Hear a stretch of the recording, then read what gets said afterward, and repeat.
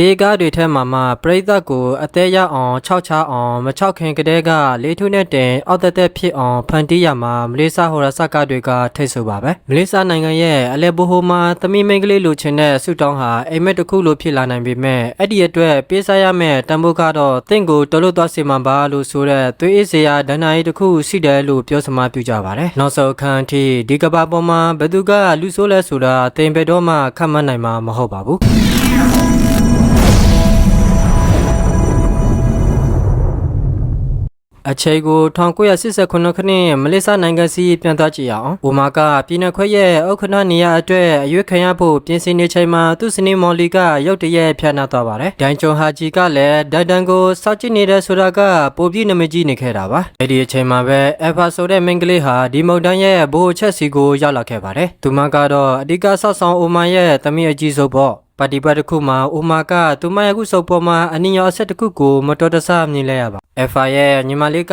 လန့်သွားပြီးအိဒါတက်ကိုအမျက်ပြေးသွားခဲ့ပါတယ်အိဒါဖုတ်ကိုဖွင့်လိုက်တဲ့အခါရေတက်ကနေတန်တေသားလေးတစ်ခုဖြည်းဖြည်းချင်းတက်လာတာကိုတွေ့လိုက်ရပါတယ်ဒီထုထဲမှာသွေးနှံတွေနဲ့16သူလိုခန်းစားချက်တွေပြည့်နေနေခဲ့တာပေါ့သူမနောက်လက်ကြည့်လိုက်တဲ့အခါမှာတော့ဘာမှမရှိတော့ပါဘူးဥမာကတော့သူမကိုအပန်းဖြေဖို့ရောက်လာတာပဲလို့ပဲထင်နေခဲ့တာပါသူကသူမကိုနှွေးထွေးတဲ့လက်ဆောင်ဘူးလေးတစ်ခုတောင်ပေးခဲ့ပါသေးတယ်ဒါပေမဲ့သူမကဘယ်သူမှမသိတဲ့လူအချက်တစ်ခုကိုဖောက်ကွယ်ထားတဲ့ဆိုတာသူမသိခဲ့ပါဘူးအဲ့ဒီညမှာပဲအဖာကစုံမတယောက်ကိုစားဖို့အမျက်ထွက်သွားခဲ့ပါတယ်သူမရဲ့ပတ်ဝန်းကျင်မှာနမိတ်မကောင်းတဲ့အနှံ့အသက်တွေရနေခဲ့တာပါသူအိမ်ပြန်ရောက်တဲ့အခါအဖာရဲ့လက်ကောက်ဝတ်မှာပဋိစိတ်တွေပတ်ထားတာကိုတွေ့ရပါတယ်သူမရဲ့ဖြူဖြော့နေတဲ့မျက်နှာကဝိညာဉ်ထုတ်ခံထားရတယ်လို့ဖြစ်နေခဲ့တာပါတန်ခေါင်ရံမှာအဖာအိပ်ပျော်သွားတဲ့အခါကနေပေါ်မှာရေဆက်တွေအများကြီးရှိနေခဲ့ပါတယ်ဒီအချိန်မှာအဖာဟာသူမကိုသူမမဟုတ်တော့ပါဘူးပဋိစိတ်တွေတောင်မှဒီမိစ္ဆာကိုမနိုင်နှီးနိုင်ခဲ့ပါဘူးသူမကဘာအချက်ပြမှုမှမရှိပဲအခန်းထက်ကနေထွက်သွားခဲ့ပါတယ်။ဒါပေမဲ့လေတက်တဲ့အတန်းကြောင့်သူမရဲ့ညီမလေးနိုးလာခဲ့မယ်လို့သူမမထင်ထားခဲ့ပါဘူး။ကြံပြင်ပေါ်မှာထူးဆန်းတဲ့ရေအိုင်တစ်ခုကိုညီမလေးက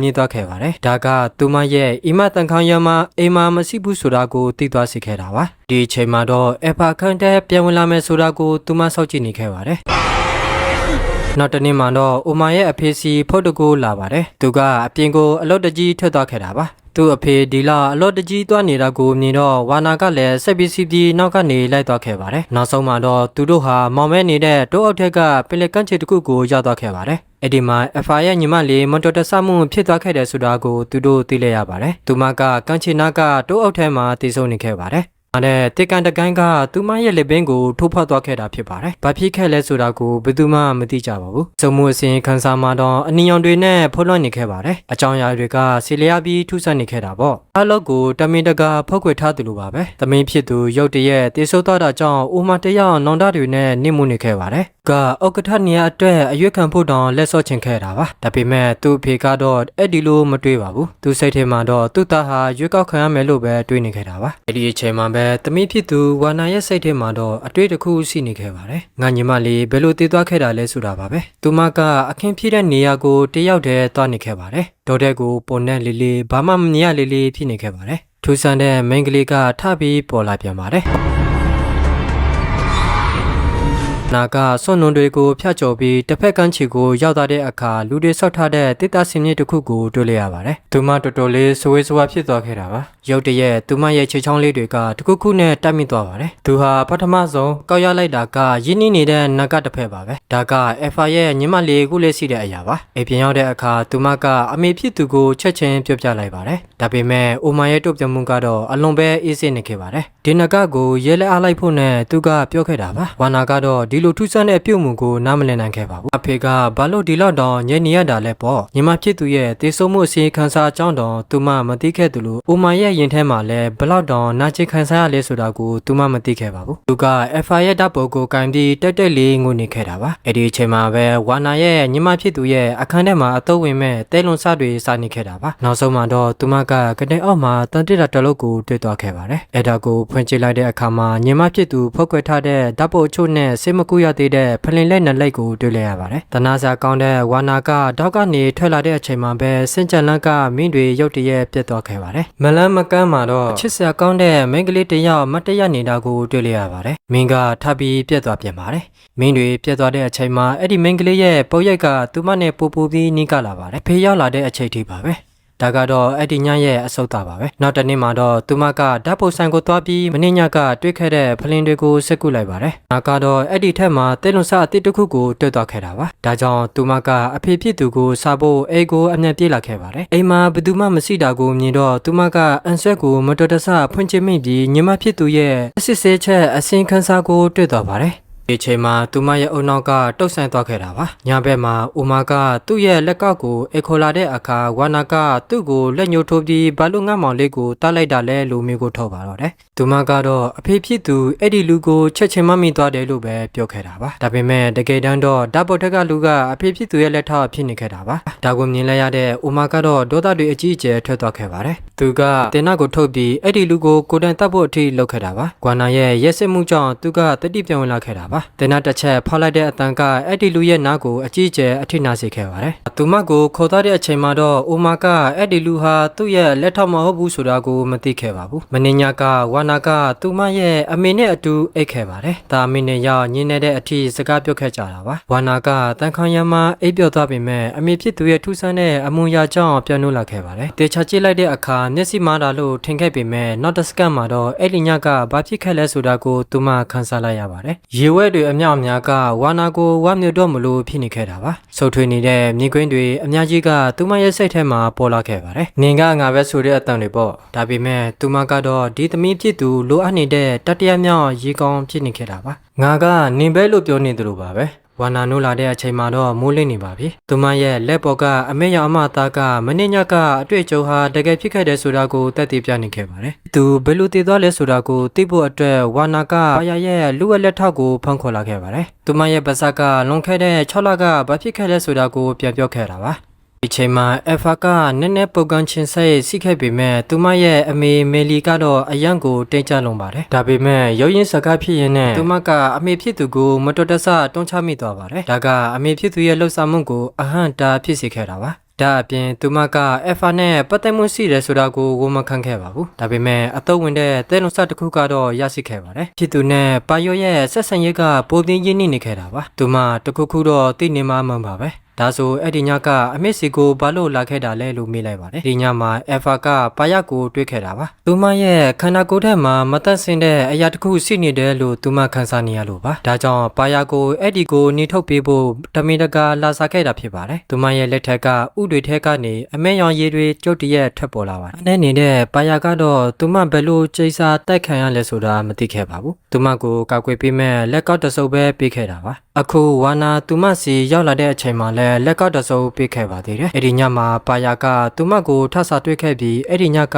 ပျောက်သွားတဲ့ညီမဖြစ်သူရဲ့ပေါ်ရက်ကိုပြသခဲ့ပါတယ်သူမနောက်ကိုလိုက်သွားရင်ပင်လယ်နားကဆွနှုတ်တွေစီရောက်သွားခဲ့တာပါအဲ့ဒီညကအဖာကစင်မြစ်ပေါ်မှာလဲလောင်းနေခဲ့တာပါသူမရဲ့ဘေးမှာအရက်တစ်ခုစီးနေခဲ့တာပါသူတို့နှစ်ယောက်ကအခင်းဖြစ်ပွားရနေရာကိုဖွင့်ပြခဲ့ကြပါတယ်အဲ့ဒီရိတ်ကတခြားသူမဟုတ်ပဲညီမနှစ်ယောက်ရဲ့အဖိုးဖြစ်သူလာအိုဖြစ်နေခဲ့ပါတယ်။နိုးလာတဲ့ဝါနာကသူ့ကိုတွန်းလိုက်ပါတယ်။အဲ့ဒီချိန်ကျမှသူမဟာပါယာရဲ့ကြိုက်စားတက်ခံရတာကိုခံလိုက်ရမှန်းသိသွားခဲ့ပါတယ်။ဒီဇာကာရဲ့အကွက်စိတ်ကတော့ပြောမနိုင်လောက်အောင်ပါပဲ။ဇာလန်ရဲ့အလဲပိုင်းမှာတော့သူ့ရဲ့ညံကိုအတုတ်ချနေတဲ့အဖိုးဖြစ်သူကမြမလေးဝါနာနောက်ကိုမလိုက်နိုင်တော့ပါဘူး။အခင်မှာပဲဘယင်မရဲ့ခန္ဓာကိုယ်ကသူ့စစ်မှာပေါ်လာပါတယ်။ငါမသိချင်ဘူး။ငါကြည့်လာရင်နင့်အပိုင်ဖြစ်စေရမယ်လို့ပြောလိုက်ပါတယ်။အဖာတုတ်ပြန်ဖို့တော့မဆောင်နိုင်ခဲ့ပါဘူး။အဲ့ဒီအချိန်မှာပဲအမေဖြစ်သူကရုတ်တရက်ခန္ဓာကိုယ်တော်လို့လာပါတယ်။သူမရဲ့ဝိညာဉ်ကသူမကိုအပြည့်အပိုင်ပုတ်ကသွားပါတော့တယ်။ခဏချင်းအတွင်းမှာပဲပျောက်ကွယ်သွားခဲ့ပါတယ်။ဝါနာကကြောက်လွန်တကြားနဲ့နောက်လိုက်ပြီးထွက်ပြေးချင်နေခဲ့တာပါ။ဘယင်မကသူမကိုဘယ်တော့မှလူပေးမှမဟုတ်ဘူးဆိုတာသူမမသိခဲ့ပါဘူး။သူမကဝါနာကိုနာကျင်အောင်လှုပ်တော့မဲ့အချိန်မှာပဲသူမကအလံကိုကင်ပြီးမန္တာတွေယူဆလိုက်ပါတယ်။အဲ့ဒီအချိန်မှာပဲမလက်မကတ်မှစီးနေတဲ့နဂါမေတော်ကလည်းဒါကိုခန်းစားမိလိုက်ရပါတယ်။ခဏကြာမှတော့အဲ့ဒီဝိညာဉ်ကိုမနေနိုင်ခဲ့ပါဘူးအမေဖြစ်သူပြန်ပေါ်လာတဲ့အချိန်မှာတော့သူမကိုကျိုးနဲ့ခြိထားခဲ့ပါတယ်နဂါမေတော်ကလူသားသမအစ်စ်ကိုပြောဖို့သူမကိုအတင်းကျခန်းစေခဲ့ပါတယ်သူမကအသံထွက်ပေါ်လာရစီကိုညွှန်ပြလိုက်ပါတယ်ဇလန်တစ်ခုလုံးရဲ့စိတ်လှုပ်ရှားစရာအကောင့်စုပ်ပိုင်းကိုရောက်လာခဲ့ပါပြီဒေတုကအမေဖြစ်သူမော်လီကကပ်ပွဲအဖွဲ့တစ်ခုကအဆိုတော်တရားဖြစ်ပါတယ်ဒါပေမဲ့သူမကလက်ထပ်တော့မဲ့အဲမာကိုချစ်မိသွားခဲ့ပါတယ်အဲ့ဒီအတွက်သူချစ်တဲ့အမျိုးသားကိုရောက်ဖို့အတွက်မော်လီတရားယူသွသွားခဲ့ပါတယ်သူမကအမေဖြစ်သူကိုအောင်အောင်မြင်မြင်စီးရုံးနိုင်ခဲ့ပြီးဒနာယီထက်ကမိတ်ဆမလေးစီကိုခိုးဆောင်သွားခဲ့တာပါငါဆွမ်းတွေလိုချင်တယ်ငါသားလေးကိုမြင်ချင်တယ်ငါ့ကိုတားလိုက်ပါ အမရဲ့နှလုံးသားကိုငှက်ကောင်းမှချီပေးပါနင့်ကိုငါချစ်တယ်ဆိုပြီးတော့ပေါ့သူကအဲ့ဒီစကားကိုပဲထပ်ခါတလဲလဲအော်ဟစ်နေခဲ့ပါတယ်မော်လီရဲ့ပထမဆုံးတန်တီသားကတော့လောအိုင်နဲ့တိတ်တဆိတ်ရခဲ့တဲ့ကလေးဖြစ်ပြီးအဲ့ဒီကလေးကိုပင်လယ်ထက်က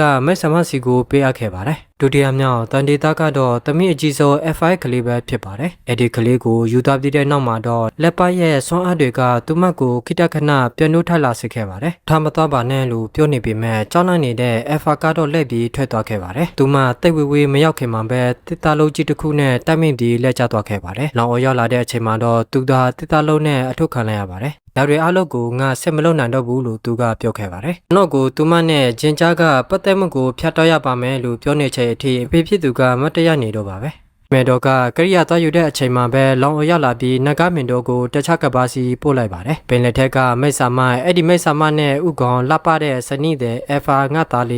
လေးဆိုပြီးသူကရောက်နေခဲ့တာပါ။တချိန်တည်းမှာပဲမိတ်ဆာမလေးရဲ့ဘက်မှာတော့အချိန်ကောင်းကိုစောင့်နေတဲ့သူဟာမိတ်ဆာမလေးကိုချက်ချင်းဆက်တွေ့သွားပါတယ်။မိတ်ဆာမကြီးပြေးဝင်လာတဲ့အချိန်မှာတော့မျက်နှာတစ်ခုပဲလွန့်ထွက်သွားခဲ့ပါတယ်။ချက်ချင်းဆိုသလိုပဲသူတို့နှစ်ယောက်ကအဲ့ဒီမိတ်ဆာမကိုပင်နယ်ဘက်ကတစ်သားစင်မြင့်စီတည်ဆောင်သွားခဲ့ပါတယ်။ဒီလိုကိုဝန်ဆောင်တဲ့နီလန်ကဆယ်လအထိမကြပဲမိတ်ဆာရဲ့ထူးဆန်းတဲ့စွမ်းအင်တွေကိုအသုံးပြုရပါတယ်။ဒါပေမဲ့လောင်အိုကတော့ကြောက်ဝါရဲ့အစီအစဉ်ကိုစတင်တော့မှာပါသူဟာမိတ်ဆာမလေးဖြစ်နေတဲ့သူ့သားကိုစတွေ့သွားပြီးအေးဆက်တဲ့လက်နက်တစ်ခုနဲ့တတ်လိုက်ပါတယ်မိတ်ဆာမရဲ့ထိချုံမှုကိုခံထားရတဲ့အဖေဖြစ်သူဟာလောဝက်ကိုထုတ်ထိုင်းနေခဲ့တာပါအဲ့ဒီလိုပြောပြီးတဲ့နောက်မှာတော့လောင်အိုကမိတ်ဆာမကိုထပ်ပြီးထိချုပ်လိုက်ပြန်ပါတယ်အဲ့ဒီလိုအရေးကြီးတဲ့အချိန်မှာပဲမိတ်ဆာမလေးနိုးလာပြီးသူမရဲ့အဖေကိုအောင်းအောင်မြင်မြင်ကဲတင်နိုင်ခဲ့ပါတယ်နောက်ဆုံးမှာတော့ FR အလဲရောက်လာပါပြီသူဟာအဖေအိုကြီးကိုတွန်းထုတ်လိုက်ပါတယ်အဖိုးကြီးကလည်းသူ့ရဲ့အပြစ်တွေအတွက်နောင်တရနေတဲ့အနေနဲ့တူညီတဲ့နီလန်ပဲအပြစ်ပေးခဲ့တာပါသူရဲ့တည်ဆုံမှုကမိတ်ဆာမနဲ့ချုပ်ဆိုထားတဲ့ကတိကဝက်ကိုအောင်အောင်မြင်မြင်ဖျက်ဆီးနိုင်ခဲ့ပါတယ်အဲဒါကြောင့်မိတ်ဆာမဟာမိတ်ဆာမလေးရဲ့ခန္ဓာကိုယ်ထဲကနေယာယီပြောက်ကွယ်သွားခဲ့ပါတယ်သူရဲ့ရုပ်အလောင်းဟာပင်လယ်ကနေဖြည်းဖြည်းချင်းပေါ်လာပြီးမိတ်ဆာမလေးရဲ့ဘေးနားကိုရောက်လာခဲ့ပါတယ်အခုအချိန်ထိတော့အဲ့ဒီမိတ်ဆာမဟာဆွဲလန်းမှုတွေရှိနေတော့ပါပဲသူဟာလောင်အိုစီကနေစီမံတဲ့အချစ်ကိုလိုက်ချစ်ခဲ့တာကြောင့်သူ့ရဲ့ဝိညာဉ်ကိုမိတ်ဆာမစီမှာရောင်းချလိုက်ပြီးမိတ်ဆာအဖြစ်ပြောင်းလဲသွားခဲ့ပါတယ်။ဖြတ်ပေးမဲ့အချိန်မှတော့အဖေဖြစ်သူလောင်အိုဟာမိတ်ဆာမစီကိုဖက်ထားရင်အပေါ်ကိုတက်ပြီးစူးစမ်းနေတော့မိတ်ဆာမကြီးနဲ့ဆုတ်ခဲ့ပါတယ်။ချက်ချင်းဆိုသလိုပဲသူဟာမိတ်ဆာမကြီးရဲ့ခေါင်းဆောင်ရနောက်လေတက်ကိုပါသွားခဲ့ပါတယ်။မိတ်ဆာမကြီးကလောင်အိုနဲ့ဆန္ဒတွေကိုဖြစ်စီပေးချင်နေပြီးသူ့ရဲ့စိတ်ထဲမှာလှပတဲ့ကဘာတုတစ်ခုကိုဖန်တီးပေးလိုက်ပါတယ်။အဲ့ဒီကဘာထဲမှာတော့သူတို့မိသားစုဝင်တွေအားလုံးအသက်ရှင်နေကြပြီးအယံကိုနှွေးထွေးချင်ကြတာပါ။ဒါပေမဲ့မိတ်ဆာမလေးကဓာတ်တွေအားလုံးဟာအတူရောင်တွေဆိုတာသိနေခဲ့တာပါ။ဒီလိုနည်းနဲ့ပဲသူတို့ဟာမိတ်ဆာမကြီးရဲ့ထိတ်ချမှုအောက်ကနေအောင်အောင်အမြင်လွတ်မြောက်ခဲ့ကြတာပါ။မိတ်ဆာမကြီးရဲ့စံထိုးဟာသူမရဲ့ဝမ်းပိုက်ထက်ကိုမတော်တဆဆိုက်ဝင်သွားခဲ့ပါတယ်။အခုချိန်ထိတော့အဲ့ဒီလူဟာသူ့ရဲ့ရွေးချယ်မှုအတွက်နောင်တရနေတော့ပါပဲတေချင်းတရားအထိရောက်သွားတဲ့ဒီလိုဖောက်ပြန်မှန်းရင်းတဲ့အချစ်မျိုးကတကယ့်ကိုကြောက်စရာကောင်းလာပါတယ်မိတ်ဆာမကြီးဟာသူမရဲ့မူလခန္ဓာကိုယ်အသွင်ဖြစ်ကိုပြန်ရရှိသွားခဲ့ပါပြီသူကလက်ညှိုးလေးကိုအသားရမြောက်လိုက်ပြီးဂျက်စမင်ကိုတင်မိတ်ပေးလိုက်ပါတယ်ဂျက်စမင်ရဲ့အစီအပါတယောက်အနေနဲ့သူမကအတိုင်အဆမရှိတဲ့ဆွမ်းအားတွေနဲ့ဝါမျိုးချင်းကိုခံလိုက်ရပါတယ်ပင်လယ်ကြီးကအရာအလုပ်ကိုဝါမျိုးသွားခဲ့ပါပြီအဆိုးအဆမရှိတဲ့ပင်လယ်ကြီးဟာဘာမှမဖြစ်ခဲ့သလိုပဲလက်တွေ့ဘဝကိုပြန်ရောက်လာခဲ့ပါတယ်တိုးအဆမှာတော့ဒီရည်တွေဟာနေ့စဉ်နဲ့အမျှရိုက်ခတ်နေစေပါပဲအဲ့ဒီနေရာမှာတော့ပူစော်တက်ကရာတုတ်ခုနဲ့ဘယ်တော့မှခွင့်လို့မရနိုင်တဲ့အပြစ်တင်တစ်ခုမြုပ်နှံခြင်းခံထားရပါတော့တယ်ဒီနေ့ဆန်းလန်းရဲ့အမောင်ရိတ်ထဲမှာအတူတူစီမျောခဲ့ကြလို့ကျေးဇူးတင်ပါတယ်ညံပဲတယောက်တည်းအဲ့ဒီအခါနောက်ကျောကိုတော့နန်းနန်းတတိထားအောင်နောက်ထမကောင်းဆိုးဝါးဆန်းလန်းဆန်းတွေနဲ့အတူပြန်တွေ့ကြပါမယ်